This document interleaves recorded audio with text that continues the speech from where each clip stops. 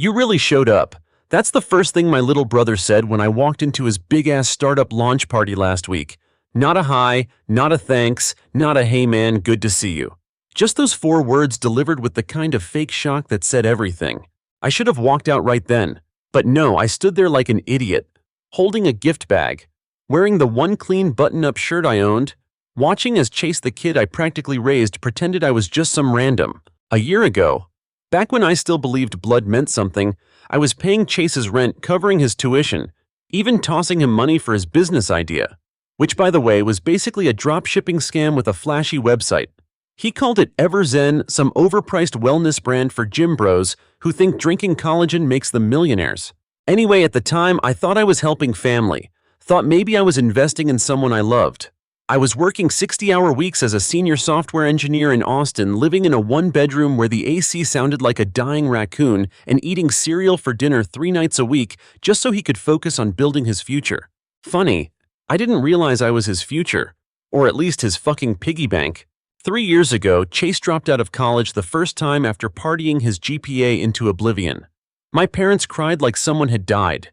He just needs another chance, they said. You're the only one in the family who's doing well, Alex. Help him. So I did. I co-signed a new lease for him near his second college, paid the deposit, even got him a second-hand laptop and phone. He promised me he was serious this time. Said he wanted to study entrepreneurship. Whatever the hell that means when you've never worked a job longer than 2 months. My mom started texting me rent amounts like it was a subscription service. No thanks, no explanations, just $800 by Friday. I told myself it was temporary, that it was love, that family meant stepping up. But man, the day I had to cancel my own dental surgery because Chase needed money for a mandatory business retreat, spoiler, it was optional and held at a fucking lakeside Airbnb. That's when I started seeing the cracks. Last Christmas, I stopped by my parents' place to drop off gifts. My truck was rattling like it was going to die on the way over. Transmission had been slipping for weeks and I couldn't afford the repair yet. I was saving. Walked in and first thing I saw was their brand new 70-inch Samsung mounted on the wall. I bought them groceries the month before. I paid their damn electric bill when it got shut off in October. But here they were living large while I was eating frozen dumplings and Googling how long you can go without replacing brake pads. They didn't even ask how my job was. Didn't ask about the app I just helped launch. They just went on and on about how visionary Chase's business plan was, about how he'd finally found his calling. And when I mentioned the check I'd sent last week, my dad straight up said, "Let's not bring up money. That's not what the holidays are about." I smiled, nodded, took a sip of the flat Diet Coke they offered me, and I made a decision. No more. No more enabling. No more quiet sacrifices. No more being the background character in my own life. Things escalated fast. My parents called a family meeting. I showed up still in my work hoodie, fingers cramping from typing code all day. Chase was there too, freshly showered, hair gelled like he was on Shark Tank. "We need to talk about your commitment to the family," my dad started. I blinked. What? Then came the pitch. Chase's business was at a critical phase. He needed $15K for inventory marketing and investor relations. And guess who they nominated to cough it up? "You've always been the stable one," Mom said like it was a compliment. "Yeah," I said, "because I've worked my ass off." Chase barely looked up from his phone. "You either believe in family or you don't. WTF." That was my moment. The switch flipped. The clarity hit. I'd poured nearly $22,000 into this kid's dreams, and all I got in return was an unpaid co-signed lease, a destroyed credit line, and a seat at the kids' table in my own family. So I said no. My dad stood up like I'd cursed at them. "Then you don't need to show up here anymore." "Cool," I said. "Then don't call me when this all burns down." I walked out, drove home, called my bank, stopped all auto transfers, pulled out of the lease contract, thank God I had an exit clause, emailed the supplier Chase was using and clarified that I wasn't a financial backer, never had been.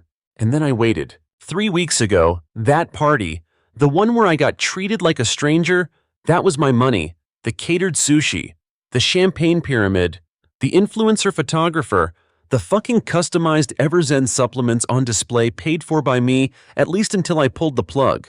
And not one person thought to invite me. I found out because my cousin Olivia posted an Instagram story with the caption, "Proud of Chase and all he's built, #future CEO." I zoomed in. There was Chase on stage, mic in hand, wearing a $1,500 suit. Behind him, A slide with his face next to the words, "Built from the ground up. 100% self-made." I laughed so hard I scared my neighbor's cat. Then I got to work. So yeah, that party was the final insult, and it wasn't even subtle. They threw a launch event funded with my money at a rented event center with a fucking valet. Meanwhile, I'm parking 3 blocks away in a dented 2009 Tacoma that creaks every time I brake. The cherry on top. My name wasn't even on the damn guest list. I showed up because I wanted to see it for myself. I had this stupid masochistic hope that maybe, just maybe, I'd be acknowledged, thanked, respected. What I got was security looking at me like I was lost. "This is a private event," the guy said, clipboard in hand. "Yeah," I replied, "I'm Chase's brother." He squinted at me. "You don't look like him." "No, I work for a living." He didn't laugh. Just asked for my name, stepped inside, and left me waiting outside like I was some food delivery driver who forgot the order number. 10 minutes later, Chase walks out, parents in tow, looking uncomfortable as hell. My mom's clutching her bag like I'm about to steal it. My dad's got that "I told you to stay away" face on. And Chase, this little prick, looks me up and down and says, "You really showed up." That was the moment. All the years I spent breaking my back for this kid, the groceries I skipped, the rent I covered, the stress, the burnout, the damn therapy I never finished paying off. It all funneled into one single feeling: rage. Not the loud, dramatic kind. The kind where your jaw clenches and your ears go silent and all you hear is your own heartbeat telling you, "Pull the damn plug." So I did. That night, back in my apartment, I grabbed a beer, sat at my kitchen table, and opened my laptop. First, I canceled every automatic payment still linked to Chase. Phone gone, rent coverage done. Student loan assistance? Nope. Then I pulled up the lease I'd co-signed for his apartment. Thank God for that out clause. I filled out the paperwork to remove myself as guarantor and sent it directly to the landlord.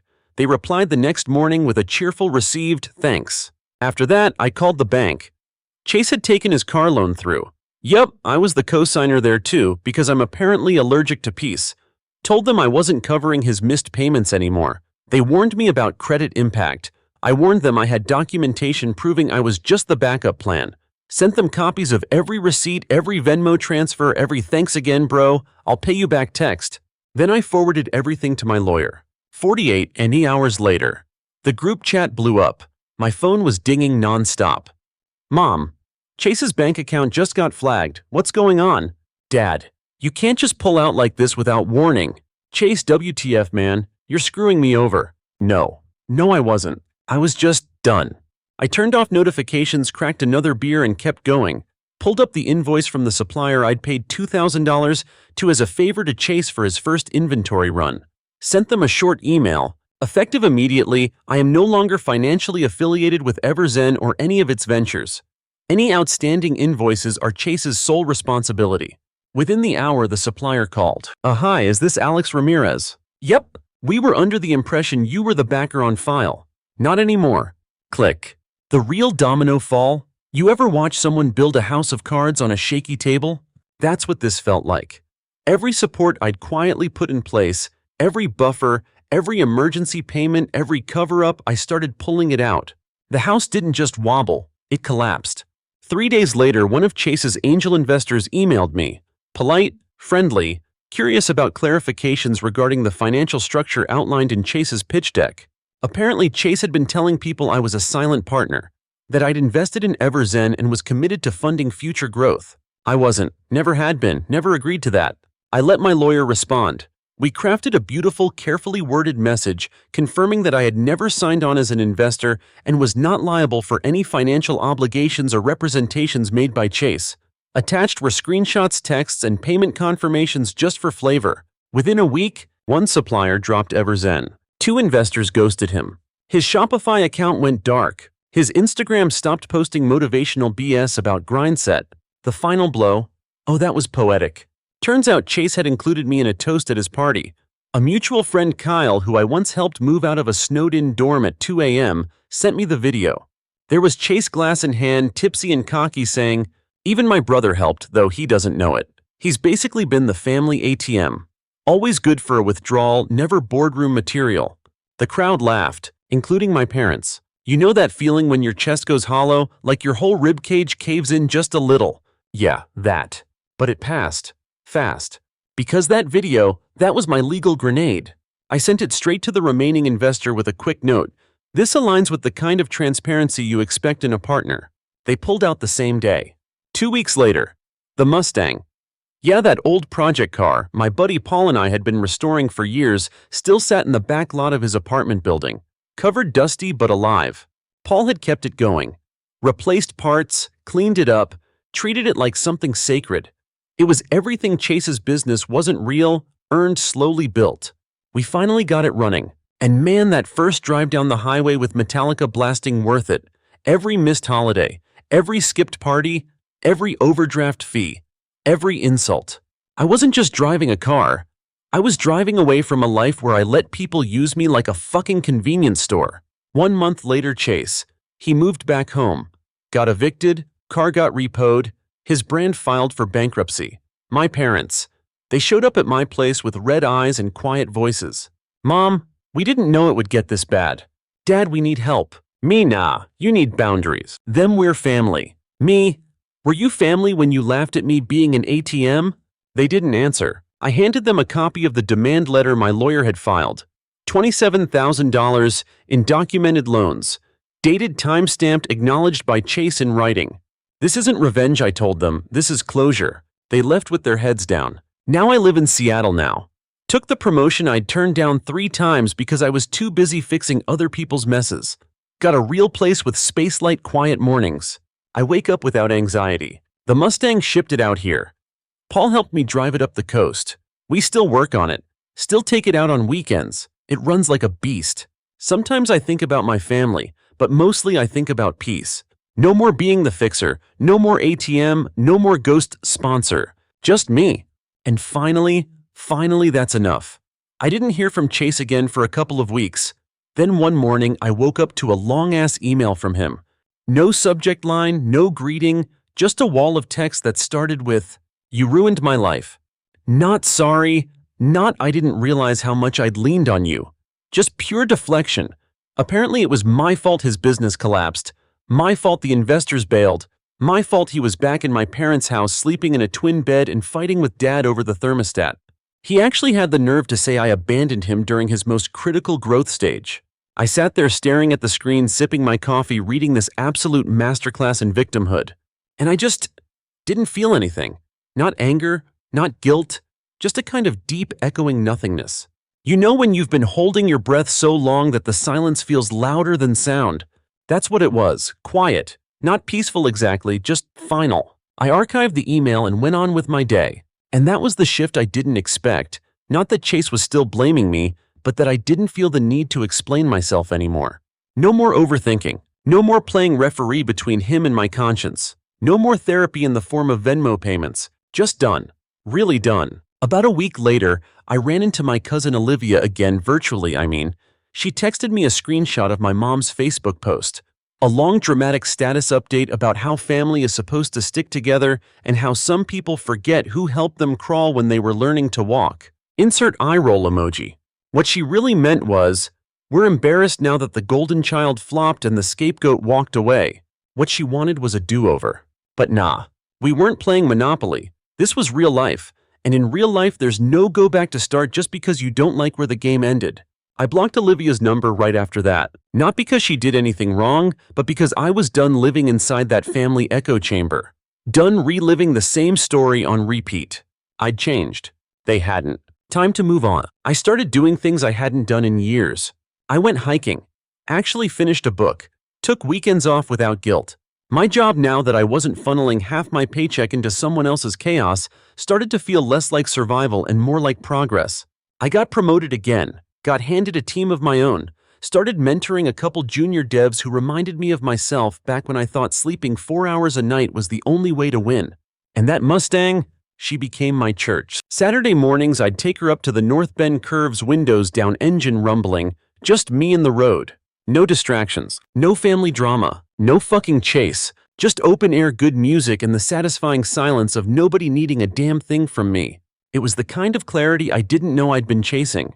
3 months into Seattle life, I bought a rental property. Small duplex near a college. Nothing fancy, but it was the kind of smart move I would have made years ago if I hadn't been busy paying off someone else's dreams. Signed the deed with steady hands. ran my fingers along the countertop in the empty unit and whispered, "This is mine." I know that sounds cheesy as hell. Whatever. You ever claim space after being invisible for a decade? It hits different. Around that same time, Paul came to visit. Still the same guy. Worn hoodie, calloused hands, jokes dry as sandpaper. He brought a duffel full of Mustang parts and a six-pack of local beer.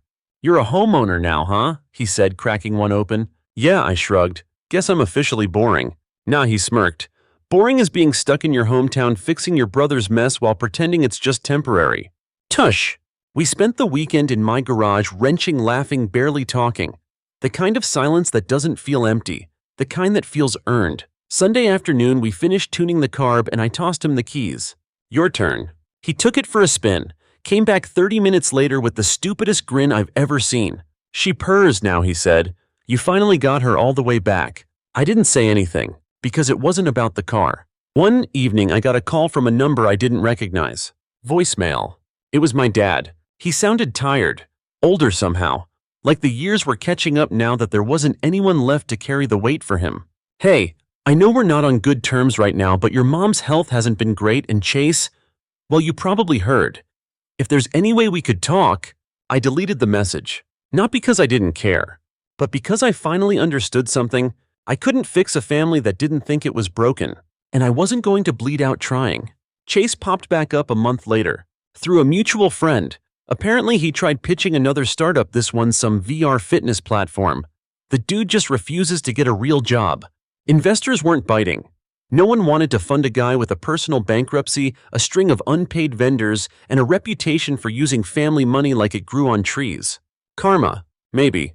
Or maybe just gravity. You step off a roof long enough, you eventually hit the ground.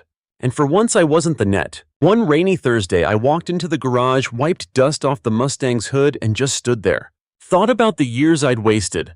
The holidays spent arguing over who deserved more. The fake smiles, the debt, the dinners where nobody asked about me, just what I could do for someone else. And I smiled.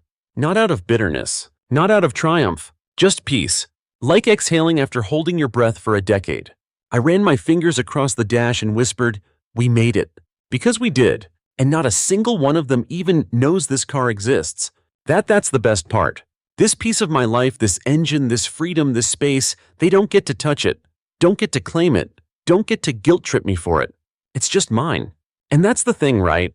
At some point, revenge stops being about proving a point. It starts being about reclaiming yourself. And once you do, you don't look back. You don't explain. You don't apologize. You just live. Fully, quietly, loud as hell in the places that matter. I don't know what Chase is doing now. Don't care. I've got a rental portfolio, a job I love, a garage that smells like oil and second chances, and a car that starts on the first try. I'm not his brother anymore. I'm not their fixer. I'm not their fallback. I'm not their ATM. I'm just me. And you know what? That's finally enough. A month after the Mustang hit the road again, something weird started happening. I started smiling for no reason. Not big stupid grins or anything. Just little moments like waiting for my coffee to finish brewing or when the light caught the edge of the mountains on my drive home. I'd catch myself half smiling and think, what the hell is that about? Because for so long, joy wasn't part of my daily vocabulary. Everything was survival, sacrifice, responsibility, family obligation. Even the good moments were covered in a layer of guilt. If I took a day off, I felt selfish. If I bought new boots, I worried Chase might text me for grocery money again. Now, I was buying coffee beans I actually liked, upgrading my work desk, saying yes to plans, saying no without explanation. It wasn't dramatic. Nobody clapped. No inspirational soundtrack played. But it was happening. Quietly. Slowly, like waking up from anesthesia. I started volunteering a couple Saturdays a month. Coding workshops for high school kids. Most of them didn't give a crap, but one or two every week really lit up when the code ran without errors. That was enough. One girl, Jada, maybe 16, stayed behind after one session. "You work in tech, right?" "Yeah." "Is it hard? Like, if your family isn't into that kind of stuff?" I could have launched into a whole story. Instead, I just said, "It can be. But you don't need them to get started." She nodded, wrote something down. Then she looked at me and asked, "Do you ever wish you'd done something different?" I didn't answer right away, because yeah, there were things I'd change, decisions I'd unmake, bank transfers I'd never hit send on, people I'd stop forgiving so quickly. But overall, no, I said, I just wish I'd stopped sooner. Sometimes I still wondered if cutting them off made me cold. Like maybe I should have taken one more call, given one last shot. That kind of doubt creeps in late at night, you know? After a long day when your brain's too tired to filter out the noise. But then I'd remember how it felt to be standing outside that launch party holding a gift bag like a damn idiot while my own brother acted like I was the caterer. I'd remember the text from my dad that said, "You're not acting like family right now." I'd remember the years of silence about my wins and applause for Chase's smallest efforts. And I'd remember that silence, that's what finally saved me. So no, not cold. Just free. About 5 months after I moved to Seattle, I ran into someone I hadn't seen since college. Maria. We'd been lab partners in a programming course sophomore year. She was better than me back then, still is honestly. Sharp as hell, fast, dry sense of humor that could slice concrete. We bumped into each other at a tech conference. She was giving a talk about scalable cloud infrastructure, which I pretended to fully understand, then caught me after during the coffee break. Alex Ramirez. I blinked. Holy Maria. You look grown. You look employed. She laughed. I better. I'm managing a team of 14 who think Kubernetes is a Pokemon. We ended up getting drinks that night, just catching up. At first it was all safe topics work. Seattle weather, how we both now owned way too many black zip-ups. But then she asked, "So what happened with your family?" I didn't dodge it. Didn't sugarcoat it either. Told her everything. From Chase's first tuition bailout to the launch party fiasco to cutting them all off. She listened. No pity face, no interruptions, just nodded slowly, sipping her whiskey. When I finished, I expected the usual some version of, "But they're your family," or "Maybe he'll grow up." Instead, she said, "Damn, I'm glad you're out." Simple, clean, like lancing a wound. We clinked glasses. We've been seeing each other ever since. No big declarations, no define the relationship drama, just two people who've been through SHT finding a little quiet in each other. And yeah, I'm cautious. I don't bring emotional baggage into her apartment like a suitcase, but she's not asking me to unpack it all at once either. She just meets me where I am. And I swear that's the most radical thing I've experienced in years. One weekend, we drove the Mustang up through the Cascades. Maria doesn't care about cars calls, mind the loud green one, but she hums along to the music and points out deer on the shoulder like we're on a school field trip. At one point, we pulled off at a scenic overlook. She got out, leaned on the hood, arms crossed, watching the clouds roll in. "You ever think they'll come around?" she asked. My parents, she meant. Chase. I shook my head. I don't need them to. You miss them. Pause. Sometimes, I said, but I miss the version of them I thought existed, not the ones that actually showed up. She nodded. Yeah, that makes sense. We stood there in silence for a while. Then she pulled a protein bar out of her bag and offered me half. I took it. Didn't say anything. But in my head, I thought this is what family should have felt like. Some nights I'd still get random messages from old numbers. "Hey man, long time. Your mom's not doing well. Chase is looking for work. He's matured a lot." Delete, delete, delete. Because here's the thing. No one tells you about boundaries. You don't just set them once. You set them and then you hold them. Over and over. Quietly. Firmly. Without explaining. Even when it's lonely. Especially then. Because people will test you. Not because they care about you. But because they care about what you can do for them. And when you stop doing, you'll find out real quick who was there for love and who was there for the loan. That rental property. It's fully occupied now. 2 college kids in the top unit, a single mom and her kid downstairs. Quiet tenants, pay on time. I even installed a keypad so nobody has to worry about lost keys. Maria helped me paint the hallway last weekend. We made fun of each other the whole time. I got paint on her jeans. She threatened to put me on landlord TikTok. That night we ate takeout on the front steps. Just sat there in the late evening sun, sipping warm beer, listening to the sound of people living. And I thought, this is it. Not revenge, not triumph, just peace. The kind you only get when you stop begging people to treat you like you matter. The kind that comes after years of silent sacrifice and finally choosing yourself. I looked over at Maria. She smiled, leaned her head on my shoulder and said, "You're really not the same guy I knew in college." Yeah. Back then you were trying to prove something. Now you just exist. That's better. And damn if that didn't sit in my chest like a lighthouse. Because she was right. I'm not trying to prove anything anymore. I just am. And that's enough. I hadn't heard from Chase in months. I figured he'd finally gotten the message, or at least found some new poor soul to fund his business expansions. I was good with that. Out of sight, out of my wallet. Then one morning I got a letter. Not an email, not a text. An actual physical letter. Folded unevenly, handwritten in that rushed way people do when they think speed makes things sound more honest. It wasn't long. Alex, I know you hate me. Probably for good reason. I'm just writing to say I'm sorry. Things didn't go the way I planned. I messed up. Late. I thought I could make something real and maybe prove I was worth all the chances you gave me. I get it if you don't ever want to talk to me again. I just wanted you to know I'm trying. Chase. No ask. No can you spot me $500, just words. I read it twice, left it on the table, went to work like normal, didn't respond. Because the truth is, I didn't know what I felt. It wasn't rage anymore. Or betrayal. It was something quieter. Like when you revisit a place from your childhood and realize it's way smaller than you remembered. He didn't feel like a villain anymore. Just a guy who hadn't grown when I did. A guy stuck in a version of our family story I'd outgrown. And yeah, maybe he meant the apology. But an apology's not a time machine. It doesn't return your savings account, doesn't unskip your meals, doesn't wipe the years you were the good son while getting treated like the disposable one. It's just an envelope with a stamp and some ink. A few days later, I went to visit Uncle Rob. He's not really my uncle, just one of my dad's best friends from back when I was a kid. Used to take me fishing when my own dad was too busy. Rob lives in this rundown farmhouse out in Cle Elum where the cell service is garbage, but the air smells like pine and old memories. We sat on the porch drinking lukewarm coffee out of chipped mugs, watching the wind hit the treetops. You look lighter, he said. Lighter. Like you finally stopped carrying SAT that wasn't yours. I didn't say anything for a bit. Then I pulled out the letter from Chase and handed it over. Rob read it, nodded. Then he said, "You gonna answer it?" "Don't know." "Don't have to," he said. "But ask yourself one thing. Are you trying to protect yourself from him or from who you used to be around him?" That hit harder than I expected. Because yeah, maybe that was the real fear. Not that Chase would take advantage again, but that I'd let him. That I'd slip back into old habits. Start justifying again. Start fixing. Start bleeding from the same old wounds. So I didn't respond to the letter. Not yet. 2 weeks later, I ran into my mom. Totally unplanned. I was grabbing coffee at this little corner place near downtown.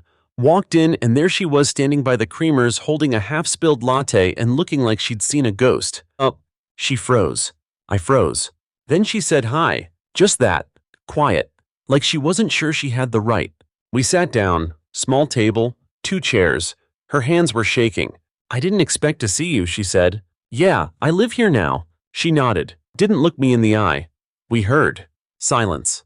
Then she said, "Chase is staying with us again. He's not doing great." I didn't say anything. "I know we screwed up, Alex," she said. "I know you probably think we picked sides." I raised an eyebrow. "I don't think I remember." She winced. "I just didn't know how to fix it." "You weren't supposed to fix it," I said. "You were supposed to stop breaking it." She finally looked at me then. Really looked, and I could see it, this mess of guilt and pride and sadness that had hardened into her face over years. "You were always the strong one," she said. I laughed, not kindly. "Yeah, that was the problem." She didn't argue, just sat there, quiet. After a while she said, "He wrote you, didn't he?" "Yeah." "Did you write back?" "No." She nodded again. Didn't push, didn't ask me to, which was maybe the closest thing to growth I'd ever seen from her. Then she stood up and said, "You look good." "Really, I'm glad you're okay." "Mom," I said, and she stopped. "You don't get to be proud of me now. You didn't show up when it mattered." She swallowed, then nodded, and left. After that, the dreams came back. Not nightmares, just old memories rearranged like broken film reels. Chase blowing out candles on his birthday while I stood off to the side. My dad handing him car keys at 16 while I fixed a flat tire on my own hand-me-down. Mom talking about how he has potential while I quietly paid her property taxes. It wasn't pain anymore. It was inventory. Like going through an attic, dusting off boxes, realizing what's worth keeping and what you can finally throw out. I didn't hate them, not really. I just didn't owe them anything. And that's the line people never talk about, how letting go isn't always about rage or betrayal. Sometimes it's just about knowing you don't have to carry the old stuff anymore. Even if they never apologize. Even if they finally do. I ended up mailing Chase something a few days later. Not a letter, just a USB drive. On it, every receipt, every Venmo, every text where he'd promised to pay me back. All organized by date, labeled by category, wrapped in a folder titled Accountability. No note, no message. Just data. He'd know what it meant. That was my answer. I never heard back. And honestly, I didn't expect to. Because he knows now. Knows that I'm not coming back. Not to the family meetings, not to the backup plan, not to the revolving door of financial disasters dressed up as ambition. I gave enough. I gave more than anyone should. And now I'm building forward. With real people. With real peace. Not spite. Not revenge. Just boundaries that don't bend. And a future that doesn't require me to keep bleeding for people who never once handed me a fucking bandage. A year passed. Just like that. No dramatic phone calls, no surprise apologies, no we've changed family reunion. Just time doing what time does best.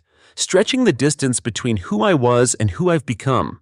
I didn't mark the 1-year anniversary of the cutoff. No candlelit vigil, no mental slideshow. Just realized one day I hadn't thought about Chase in weeks. That was new. The rental unit got upgraded, new paint, energy-efficient lighting, even a smart thermostat. The tenants still solid. I don't hear from them much, which is exactly how I like it. Quiet competence, no emotional explosions, no last-minute emergencies. Funny how stable everything gets when you stop letting people treat your life like a crash pad. The Mustang still sits in the garage, not hidden, just resting. Like an old friend who shows up exactly when I need him. Paul and I drove it up to the Olympic Peninsula last fall. Just a weekend escape. Metallica burgers, roadside photos. We didn't even talk about the past. Didn't need to. We'd already survived it. Sometimes we don't even mention Chase anymore. Sometimes I forget that's a miracle in itself. Maria and I, we're still good. Stable in a way that doesn't scare me anymore. She moved in last month. Quietly. No Instagram announcement. No "we're official" dinner. Just a slow integration, toothbrush in my cabinet, her dog sleeping on my couch, my hoodie disappearing and reappearing folded in her laundry basket. There's no drama. And man, that used to feel weird. I used to brace myself for the part where things collapse, where someone storms out, where I end up pouring parts of myself into another person's hole just to feel needed. That's not this. She doesn't need me to fix anything. She just wants me around. Do you know how rare that is, to be wanted, not used? I didn't. Not until now. Every now and then, someone from my old town sends a message. Your dad's been asking about you. Your mom misses you. Chase is still trying to find his way. I don't respond. Not to be cruel. Just because I don't owe anyone an encore. That part of my life, it's archived. Not erased, not denied. Just done. Like a chapter you finish reading. You don't hate the characters. You just don't flip back. Last month I visited a high school career fair. They invited alumni working in tech to come talk. Most people showed up in button-downs with glossy brochures. I showed up in jeans and a hoodie, Mustang keys in my pocket. Kids asked a lot of questions about salaries, startup equity, and how long until I make 6 figures. But one kid, quiet kid, probably 15, sat in the back, waited until everyone left and asked, "Did your family support you?" I looked at him, saw myself. I said, "Not really," but that didn't stop me. He nodded, wrote something down, didn't smile. But he stayed 5 extra minutes just asking about how to get started if nobody around you gives a damn. And I told him the truth. You start anyway. You build your own approval. You become the person you wish they were. Sometimes on really quiet nights, I still remember what it felt like to be broke, tired, and one bad day away from quitting everything. Not because I miss it, but because I want to remember who I was before I knew I could live like this. The calm, the stability, the fact that nobody has asked me for money in over a year. The fact that my phone doesn't light up with chaos anymore. The fact that I don't flinch when it does. That's not luck. That's boundaries. That's choosing peace even when it's lonely. That's saying I'm not the family fixer, not anymore. And sticking to it, even when it's hard, especially then. A few weeks ago, I got an email from a small publication. One of the investors from Chase's failed startup had written an op-ed about lessons learned in angel investing. He didn't name names. But the description, it was him, it was Chase, it was Everzen. And buried halfway through the article was a single line that stopped me cold.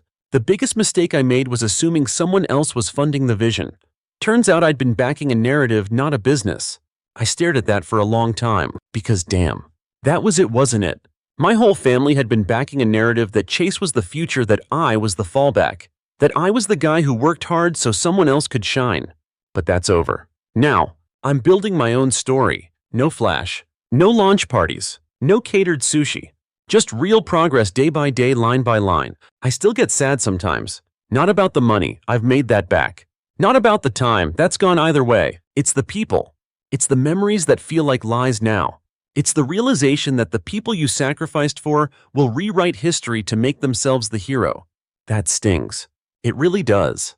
But you learn to sit with it. You learn to stop waiting for the apology that isn't coming. You learn to stop arguing with ghosts. This morning I took the Mustang out early. The air was cool, road empty. I turned up the music, drove west. No destination, just motion. And about halfway down the 203, I looked in the rearview mirror and realized something. There's nothing chasing me anymore. Not guilt, not fear, not their version of who I was. Just me. Forward. Alive. Free. So yeah, that's the story. There's no big explosion at the end. No last-minute confrontation. No courtroom scene or tearful reconciliation. Just distance. Just growth. Just boundaries sharp, quiet, sacred. And a life that's finally mine. That's the thing about revenge stories. People think they're about punishment. But really, the best revenge is just peace. The kind that no one can take from you. The kind you don't owe anyone an explanation for. The kind that lets you close the door, lock it, and walk away without a single fucking glance back. Story 2. You ever get a gift so insulting you wonder if it was a prank? That's how my 26th birthday started.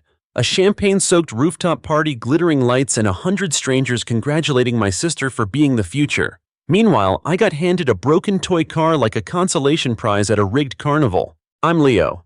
And this isn't a sob story. It's a warning. See, I wasn't born into a typical family. My dad's the kind of real estate mogul who thinks empathy is for interns, and my mom runs some overpriced wellness brand, think $90 lavender mist for aura cleansing. And then there's my sister Bianca, their shining star. Ivy League, perfect smile, gets applause for breathing. Me, I build things. Apps, startups, some worked, some flopped, but I kept swinging. And for that, they treated me like I was allergic to success. When I was 15, I coded a tool that predicted market shifts using social media trends. My dad skimmed it, muttered something about real work, and tossed it in a drawer. 2 months later, his firm rolled out a nearly identical version. No credit, not even a nice job. So I stopped expecting applause, stopped chasing their approval. But this birthday, this one hit different. The moment came like it always does. My father clinking his glass, clearing his throat, everyone turning toward the stage like it was some sacred ritual. To our brilliant Bianca, he said, a symbol of our legacy. He handed her a key fob, no 3. A Bentley, an Aston Martin, and a vintage Mustang just for fun. People clapped like seals at a fish show. Bianca wiped away tears that probably cost more than my rent. Then he turned to me. And for Leo, he pulled out a tiny box and flipped it into my hands like a bartender sliding peanuts to a drunk. Inside, a chipped, dusty toy car missing one wheel. At least you've got wheels now, he chuckled. Laughter rippled through the room. I smiled. Not because it was funny, but because I had already stopped expecting anything from them. And when you expect nothing, you start building everything. The next morning, I sat at the kitchen island stirring my coffee. Bianca breezed in like she owned the Sunrise designer robe, smirk locked and loaded. Leo, she sang, don't be weird about last night. I'm not, I replied, taking a sip. She perched next to me. It's not that they don't love you, it's just you're a little unpredictable. Like you always jump from one project to another. It's confusing. They just want stability. I let the silence sit. Then I said, Bianca, name one time they helped me succeed.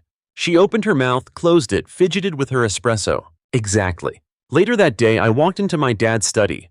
Dark wood city views and the faint smell of power. He barely looked up. You need something. I dropped the toy car on his desk. Do you remember when you told me your dad didn't believe in you? His brow twitched. What's your point? You started from nothing. You fought to be seen. And now you're him. You became the man who didn't believe. That's not fair, he snapped. No, I said, standing, it's not. And I walked out. He thought that was the end of it. But that's the thing about being underestimated, it makes you invisible. And invisibility, it's a superpower. 6 months before that party, I invested the last of my savings plus some leftover crypto and cash from a side gig into a startup called PulseTrack. It was a bet. Most people thought it would flop. Too niche, too early. But PulseTrack just signed a global licensing deal. And overnight, I became a millionaire. I didn't tell anyone. Let them believe I was still the broke, scatterbrained kid with dreams too big for his bank account. At dinner 1 week later, my mom was gushing about Bianca's new charity gala. Dad was bragging about a skyscraper bid he was sure he'd win. I swirled my wine. I'm making a purchase too, I said. Oh, my dad smirked. Another failed venture. No, I said. I bought Rivergate Tower. Everything stopped. Rivergate. The very project my dad had been courting for 2 years. The one he called his crown jewel. He hadn't sealed the deal yet. But I had. I slid my phone across the table. The purchase confirmation lit up the screen. My father paled. Bianca choked on her Pinot. My mom's fork clattered. You're bluffing, he whispered. I'm not. His hands trembled. How he demanded. You don't have the capital. I do now, I said, leaning back. And I didn't need your help to get it. He didn't speak. Because there's nothing to say when the son you dismissed just bought your dream. Back in my room, I retrieved the toy car from the trash. I placed it on the windowsill. Not because it mattered, but because it reminded me who I was dealing with. They gave me scraps, and I built a kingdom. That was the beginning. The real fun was just getting started. You ever watch a powerful man realize he's not the smartest person in the room anymore? It's a beautiful thing. After I dropped the Rivergate Tower bomb at dinner, my father didn't sleep for 3 nights. I know because I heard him pacing the hall outside my door like a ghost in $1 and $500 loafers. The man who once told me dreams were for trust fund brats without direction had just been outplayed by the same son he mocked for chasing pipe dreams. And the best part? I wasn't done. See, my family never just ignored me, they dismissed me. That slow dripping kind of disdain. Not loud, not obvious. Just a steady stream of doubt disguised as concern. You sure you're ready for that, Leo? We just want you to be stable. Maybe don't aim so high, start small. Funny how now suddenly they were the ones scrambling. A few days later, Bianca cornered me on the balcony of my apartment. Her perfect curls swayed in the wind as she sipped from a mimosa she didn't ask permission to pour. I just don't get why you do this to Dad, she said. I raised an eyebrow. Do what close a deal? You know what I mean. Her voice cracked just slightly. I didn't answer, I just looked at her. Because I needed her to say it out loud. To admit it was never about business. It was about control. About her being the heir and me being the wild card they forgot to leash. Finally, she snapped. You don't get to just rewrite how this family works. There it was. I took a sip of my coffee. Then maybe it was never a family. Her face went pale. The next week, things got worse for them. News broke that Rivergate Tower had been bought under their noses. Speculation ran wild. Industry blogs asked, has the king lost his crown? One even used a photo of my dad at some charity gala looking confused mid-blink. The comment section, brutal. And I hadn't even gone public yet. But I had plans. See, my parents taught me something they never meant to. Power isn't about titles, it's about leverage, and right now I had plenty. That's when I made my next move.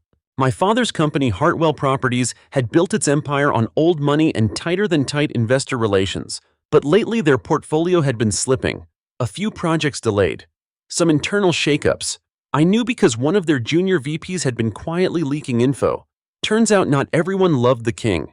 So I did what any rational, emotionally stable adult would do. I bought their debt. Not all of it, just enough to get a seat at the table. Then I showed up to a stakeholder meeting. You should have seen their faces when I walked in. My father froze mid-sentence.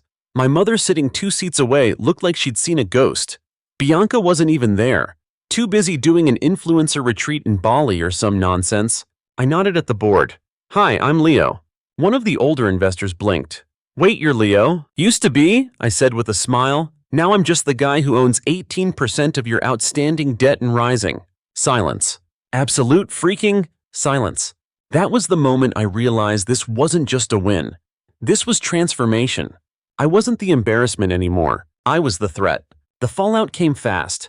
Phone calls, emails, an urgent family meeting request. I ignored them. Until my mom showed up at my apartment holding a tray of lemon tarts like she hadn't ghosted every venture I ever pitched.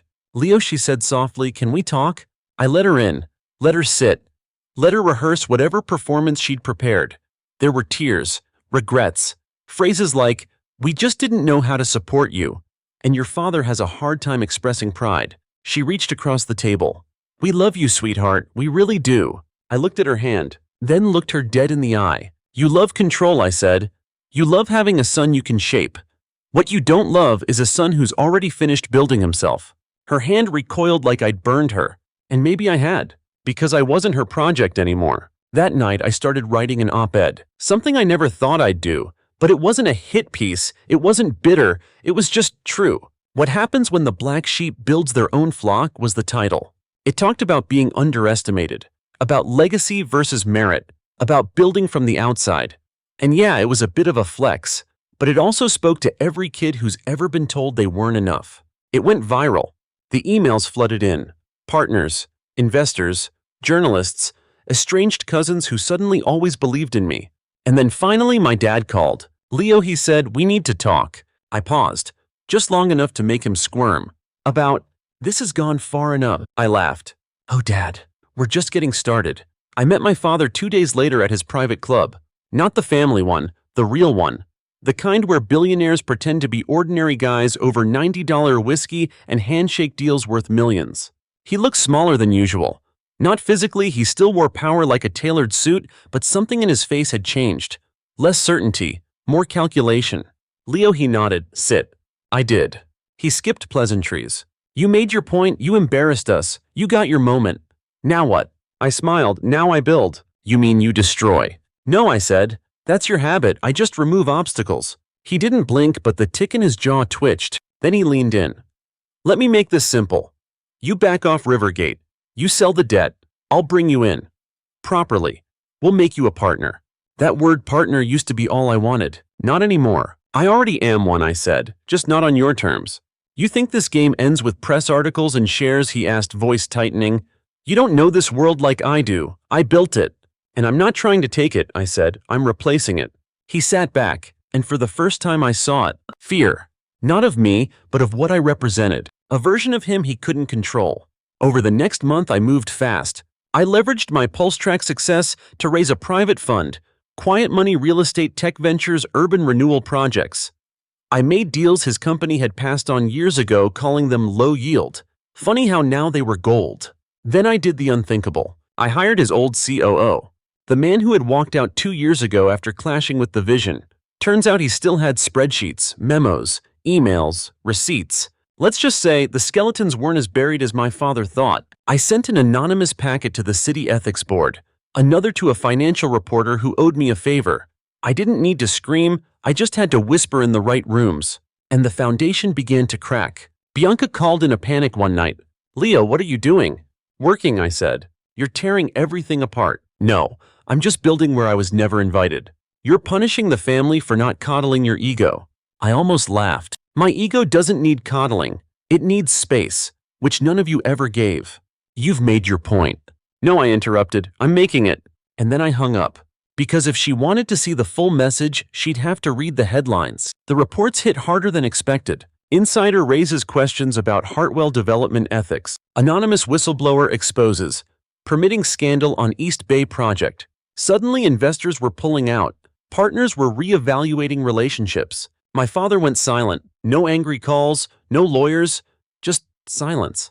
But I wasn't done, because there was one card left. 3 years ago, I started a project called Mosaic. It was just an idea, then a modular housing platform for underdeveloped urban zones. Think smart homes meets sustainability meets actual human dignity. I pitched it to my parents once. They laughed. "Not scalable," my father said. "No aesthetic," my mother added. Bianca suggested I turn it into a furniture brand instead. Now Mosaic had backing, tech infrastructure, government grants. And I was about to launch it right on the land my father had been hoarding for tax breaks. How? I bought it. Quietly. Over time. Through shell companies and patient brokers. And when it closed, I held a launch event. The press came. So did the mayor. So did half the real estate sector. My family did not, but they watched, and they saw. After the event, I sat alone in my new office, glass walls, real views, none of the fake grandeur of my father's empire. Just clean air and earned space. My phone buzzed. A message. "Dad, we need to talk, please." I didn't reply. Instead, I took the old toy car, the one they gave me like a joke, and placed it on my shelf beside a plaque. "Build from scraps. Drive it like it's gold." Because that's what they never understood.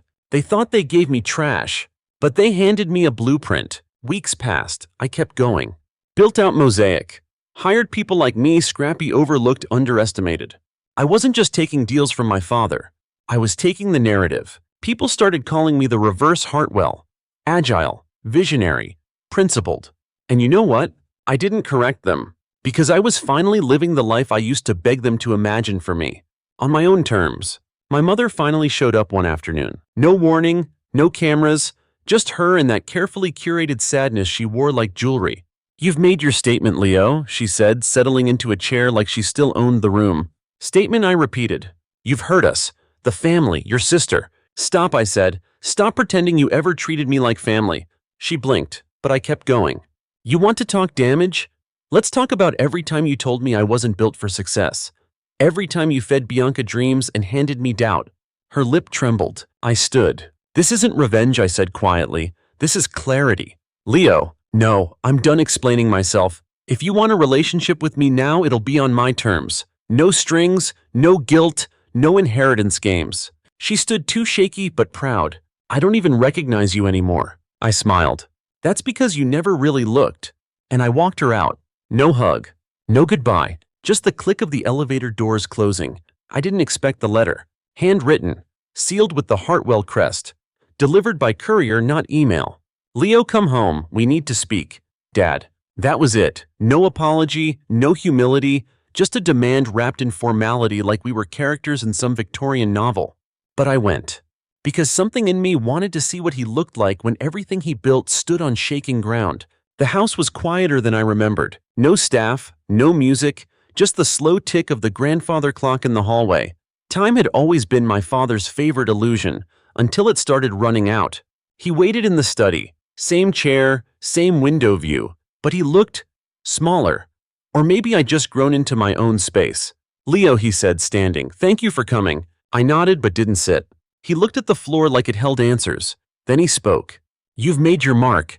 Clearly, you've done things I didn't think you were capable of." "Because you never tried to see," I replied. He nodded once slowly. "Maybe I didn't. Maybe I didn't want to." There it was. Not a full confession, but close enough. "I spent so long trying to build something that would last," he said, "that I forgot to build something that mattered. I thought I was protecting the legacy. I thought keeping you on the outside would force you to fight harder. You didn't protect anything," I said. "You locked the gates and handed the key to Bianca." He didn't argue, just took a long breath. "I lost control of the company last week." I blinked. "You what?" I stepped down. The board forced it. Investors demanded it after the reports, the pullouts, the media. "You won." I sat then. Not out of triumph, out of shock. My father, who once claimed he'd run the empire until death was surrendering the throne. But then he looked up and said the one thing I never expected. "Will you take it?" I laughed. Right in his face. Not to be cruel, but because it was surreal. This man who mocked my ideas, ridiculed my ambitions, now wanted me to inherit his broken kingdom. "No," I said. "I don't want your company." He blinked. "But it's still Hartwell." "No, it's just a building with your name on it. I already have mine." I stood again. "You didn't raise a prince, you forged a rival." He opened his mouth to speak, but I was already walking away. A week later, I launched Mosaic's first completed project, a self-sustaining residential block, eco-integrated, community-led. Not just units, homes, lives, stories. We cut the ribbon with city officials, local families, journalists. Not one member of my family showed up. And that was fine. Because for once I didn't look for them in the crowd. I wasn't performing anymore. I was leading. A few days later, Bianca called. Her voice was quieter this time. "Dad's moving to the coast. Said he wants to be near the water." "Good for him," I said. She was silent for a beat. "I think he misses you." In his own messed up way. "Maybe," I replied. "But that's his burden, not mine." She exhaled. "You know, I used to think you were the family embarrassment. Now I just think you were the only one awake." That stopped me. "Thanks," I said. We hung up. No war, no fire, just silence with the edge worn off. Progress, I guess. I moved the toy car one last time, off the shelf, into a display case, not out of spite, out of gratitude. Because it was never just a broken toy. It was the moment they stopped seeing me as their equal. And the moment I realized I didn't need them to. People ask me if I regret it, if I wish I'd forgiven more, fought less, played nice. But here's the truth. Forgiveness doesn't mean going back to the table that taught you starvation and revenge. It's not always a loud explosion. Sometimes it's silence, success, peace. One night I walked past Rivergate Tower. My name wasn't on the door. I never changed it. Let it stay Hartwell. Let history remember the fall.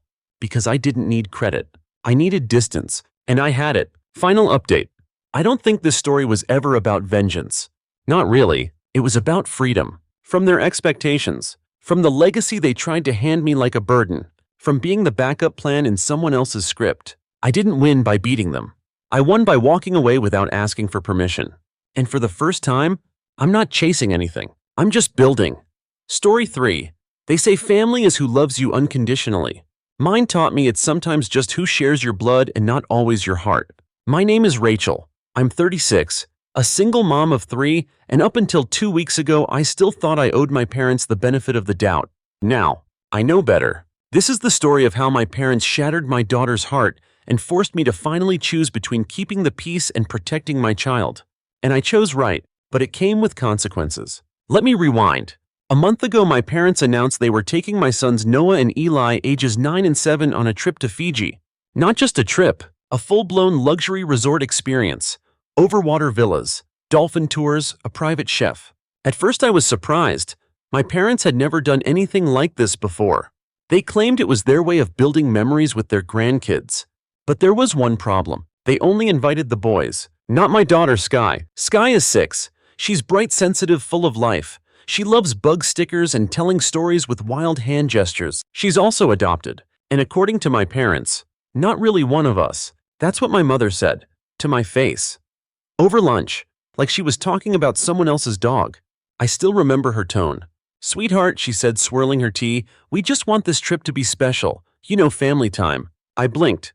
"So, Sky's not family. She's sweet, of course she is." Mom replied, waving her hand like that fixed anything. "But it's different." "It's not," I said. "She's my daughter." But I could already see where this was going. Dad doubled down later. "She won't even remember it. What's the big deal?" The big deal was that they didn't even try to pretend. They didn't hide the exclusion. They didn't hesitate. They made it clear biology mattered more than belonging. I wanted to say no. I told them if Sky isn't invited, then none of the kids are going. But I looked at Noah and Eli, eyes wide, voices shaking with excitement. They were already imagining dolphins, seashells, jet skis. They didn't understand the politics. And Sky, she looked up at me that night as I tucked her in and whispered, "It's okay, Mommy. I'll stay with you." She was 6, and she was already used to being left out.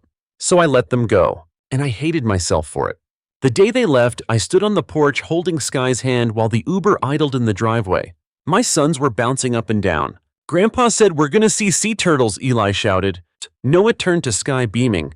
"We'll bring you something cool, okay?" She nodded. She didn't smile. She just squeezed my hand and watched them go. The house felt too quiet after that. Sky curled up on the couch with her stuffed sloth silent. Normally, she'd be singing or asking to paint the walls rainbow sparkle or narrating her plushies' lives like a soap opera. But that day, she just stared at the floor. I tried to distract her. "Want to watch a movie?" She shrugged. My heart cracked. I opened my phone. Bad decision. Our family group chat was blowing up with pictures. My mom? First day in paradise. Look at our boys. 2 grinning faces on a white sand beach. Behind them, turquoise waves rolled in like something from a travel ad. My dad added, "Rachel, you're missing out. The villa is insane." Then another message. "Sky's okay, right? She understands this was just a special trip." That one made my skin go cold. Understands. Understands what? That she was deliberately excluded from a family vacation. That her grandparents didn't think she counted. I turned off the phone before I said something I'd regret. But inside, I was already regretting everything. That night I made pancakes for dinner. Sky's favorite. Usually she cheers when the pan flips, begs to help stir the batter, giggles when I mess one up. But that night she barely touched her plate. After a while she looked up. "Do you think they're having fun?" I nodded, swallowing hard. "Yeah, baby, I think they are." She bit her lip. "Do you think they miss me?" That was the moment I broke. I crouched next to her, looked her right in the eye. "Sky, I said your brothers love you. I love you. And if anyone else can't see how amazing you are, that's their failure, not yours." She stared at me for a second, then nodded. But I could tell she didn't really believe it. Not yet. The next morning, more photos, more videos. My parents sipping drinks by the pool, the boys laughing on jet skis. And another gem from my mom. "Hope Sky isn't feeling too left out. We'll bring her something nice. Like a souvenir erases rejection. Like a keychain fixes a crack in a child's heart." I took a breath, then looked at Sky. "Want to go on our own adventure?" Her eyes lit up. "Really? Really?" We went to the local water park. The biggest one I could find. I let her pick the rides, the food, the music in the car. We screamed down slides, floated in the lazy river, shared a giant slushie with 2 straws. That night, she picked out a sparkly dress and a unicorn headband. "It's a royal day," she declared. "Then you need ice cream," I said. She grinned, and I took a picture, posted it to the group chat with the caption, "Sky's having her own vacation, triple scoop kind." Silence. Then my mom replied, "Wow. Spoiling her, huh?" Spoiling. No. I was doing what they should have done all along, loving her like she mattered. The day my parents returned from their dream trip, they came through the front door like they owned the place. Sun-kissed, smiling, arms full of souvenirs. They had matching floral luggage, wind-blown hair, and zero awareness of the storm they were walking into. Rachel mom called out, "We're home." I didn't rush to greet them. No hugs, no reunion chatter. I was in the kitchen sipping my coffee while Sky colored quietly at the table beside me. She glanced up, then back to her crayons. Noah and Eli ran in a moment later, dragging backpacks behind them. "Mom, you should have seen the dolphins," Eli shouted. "They jumped so high." Noah grinned. "We brought Sky a shell." He pulled a small conch out of his bag and handed it to her like it was treasure. She took it gently, smiled. "Thanks." That was it. No hug, no spark, just polite silence. My mom appeared a moment later. So she said brightly, "How were things while we were gone?" I took a sip of coffee. "Peaceful." She frowned. "That's all?" Dad stepped in, already scanning the living room. "Why does the fridge look empty?" "Because I didn't restock it. Because I didn't clean the house, pay the bills, or make sure your wine was chilled. Because I wasn't your maid anymore." "I've been busy," I said simply. Dad furrowed his brow. "Busy doing what?" Mom gave a light laugh, trying to smooth things over. "Come on, Rach, we brought gifts. You're gonna love this necklace." "Save it," I said. The words dropped like bricks. They both froze. Noah and Eli stood awkwardly near the door, sensing the tension but not understanding it. Sky kept coloring.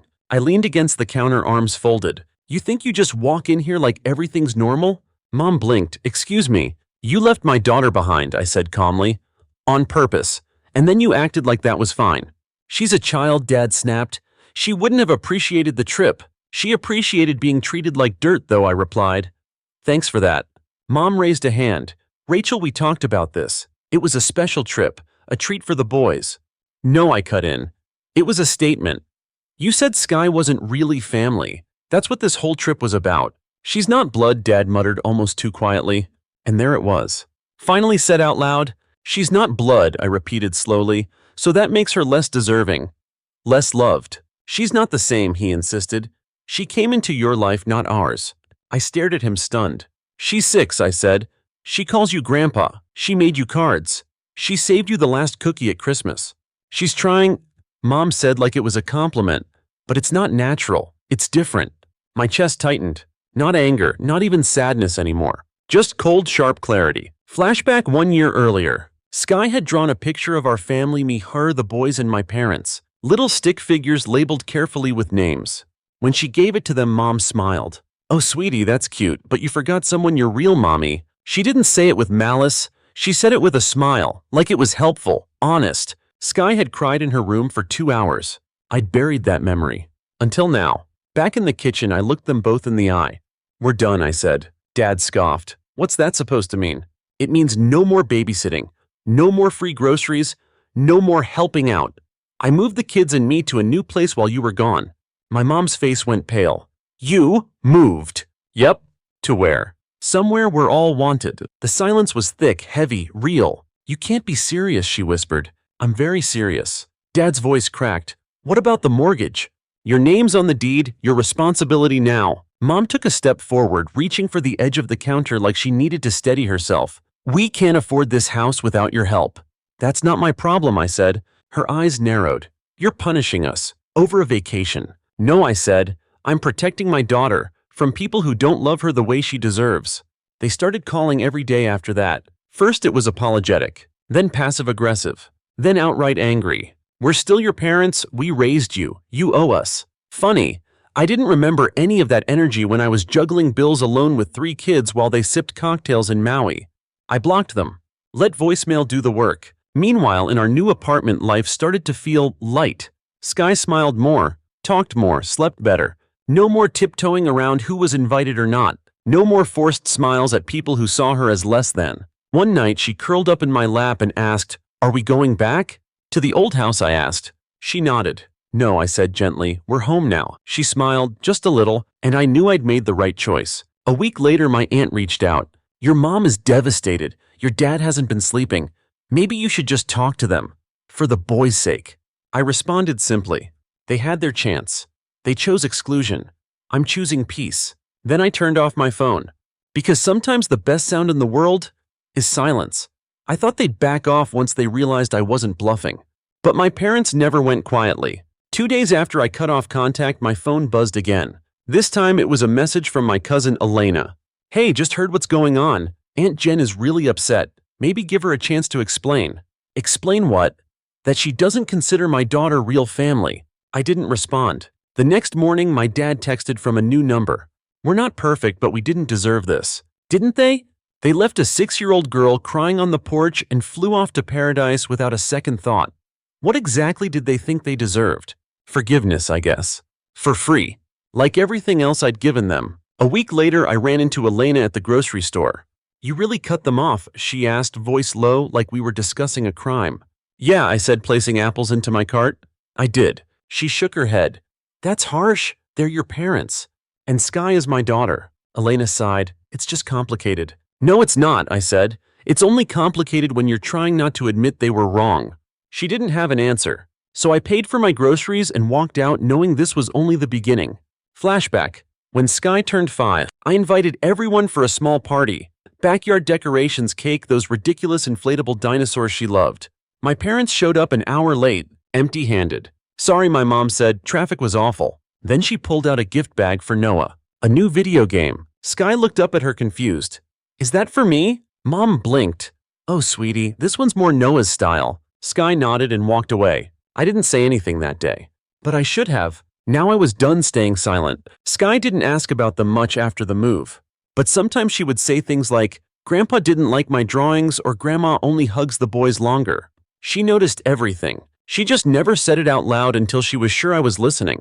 That broke my heart more than anything else. Then came the final straw. Aunt Linda called me out of nowhere, her voice rushed. "Rachel, I just want you to know your parents are talking to a lawyer." I nearly dropped my phone.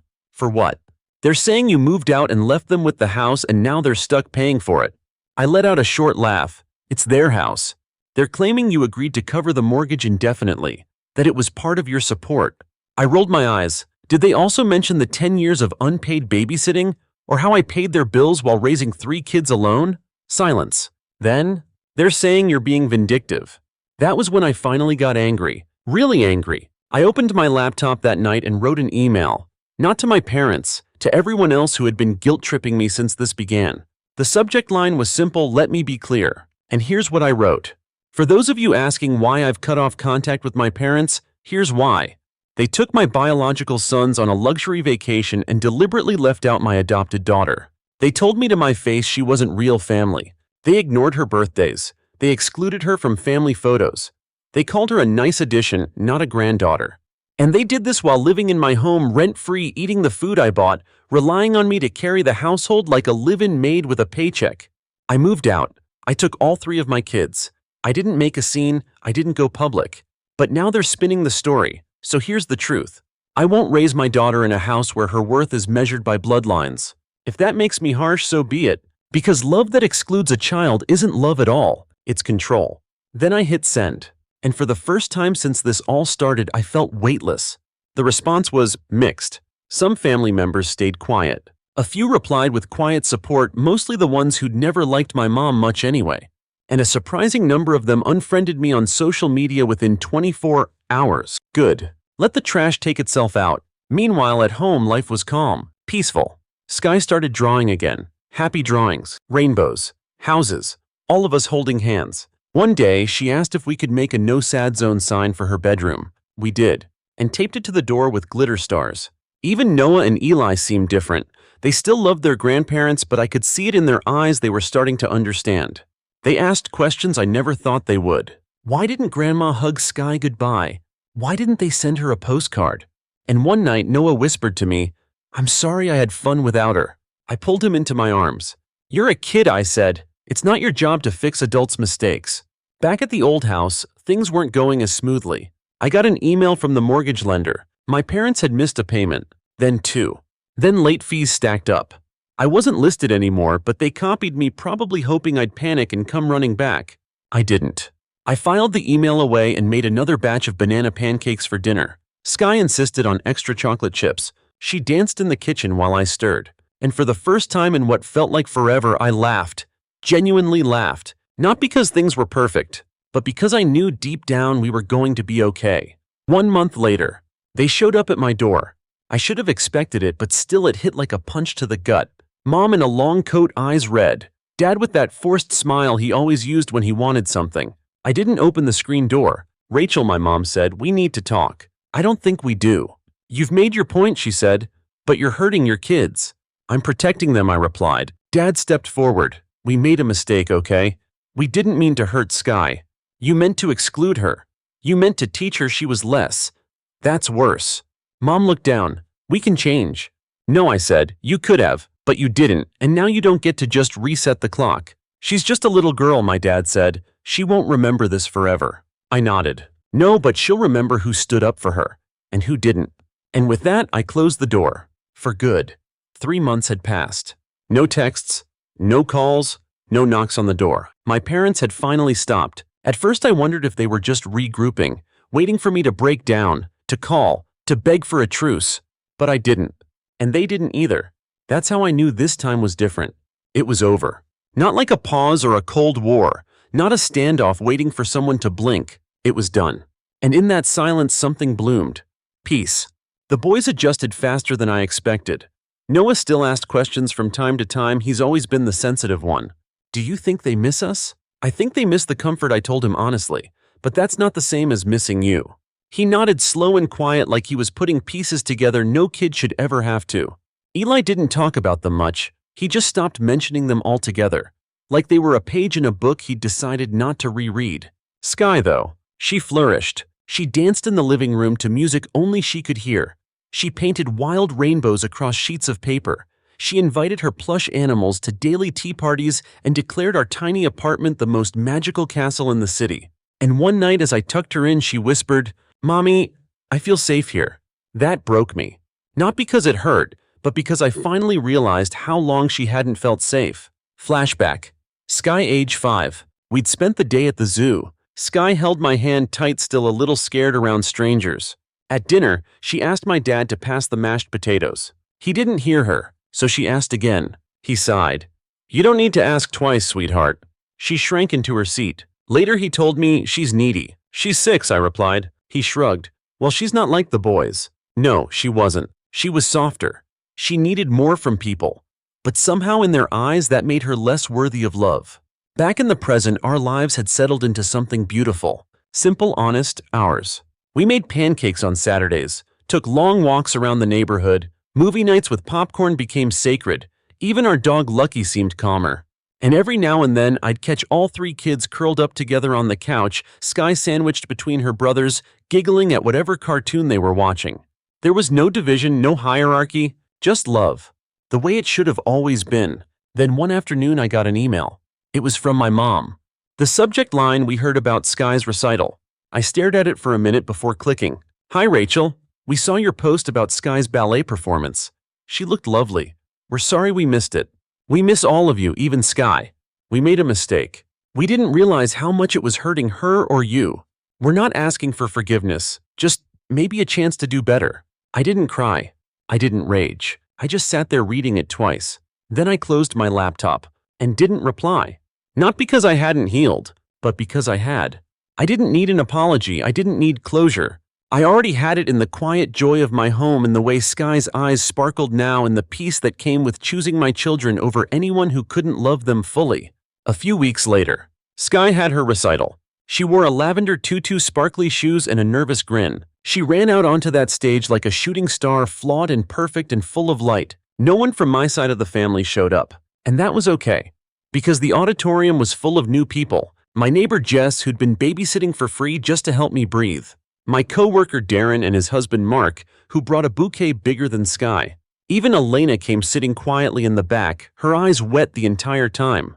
Sky bowed with the biggest grin I'd ever seen. Later that night, she clutched her flowers and whispered, "Did I make you proud?" I knelt beside her, hands on her shoulders.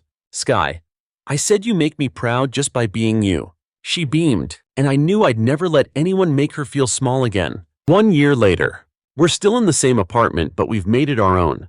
The walls are covered in drawings. The fridge has photos from zoo trips, birthdays, random Tuesday dinners. No silver frames, no curated perfect shots, just real life, the kind where everyone belongs. My parents never showed up again. Last I heard, they sold the old house and moved to a condo near the coast. I hope it's quiet. I hope it's peaceful. But I won't be visiting. People still ask me sometimes if I'll ever forgive them. Here's what I say. Forgiveness isn't always about letting people back in. Sometimes it's just about letting the pain go and locking the door behind it. Final thought. There's a version of family that we're taught to accept, the one where age gives authority, where parents are always right, where you keep the peace even when it's eating you alive. But then there's the real kind, the kind you build, the kind where love doesn't come with conditions, where no child is ever asked to prove they belong. That's the family I chose. That's the one I'll protect. And that's the one I'll never apologize for.